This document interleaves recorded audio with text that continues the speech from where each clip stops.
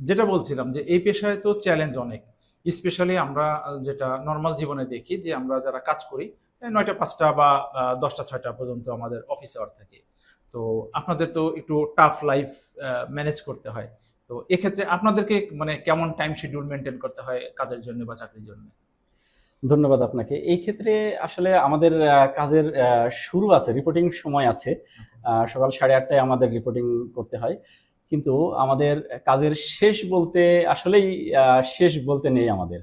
তো সেক্ষেত্রে দেখা যায় যে আমরা ডেটা শুরু করি আমাদের বসের সামনে আমার রিপোর্টিং দিয়ে। তারপরে আমরা বিভিন্ন ডক্টরের চেম্বারে যাই, ডক্টরদের সাথে কথা বলি। জি। ডক্টরদের সাথে বিভিন্ন প্রোডাক্টের ইনফরমেশনগুলো দেই। তারপরে আমাদের মার্কেটে বিভিন্ন আবার অর্ডার কাটার বিষয়ে কিছু ব্যাপার থাকে। সেগুলো কমপ্লিট করার পরে আবার সন্ধ্যার দিকে আমাদের ডক্টর চেম্বারে থাকতে হয়।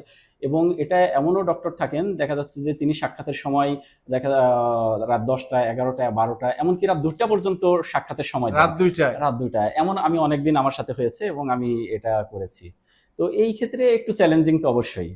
আচ্ছা, আর আরেকটা জিনিস হয় যে যেটা আমরা অনেক সময় দেখি যে ডাক্তারের চেম্বারে সিরিয়াল পাওয়া বা ডাক্তারের সাথে দেখা করার ক্ষেত্রে যে লিমিটেশন অনেক সময় দেখা যায়।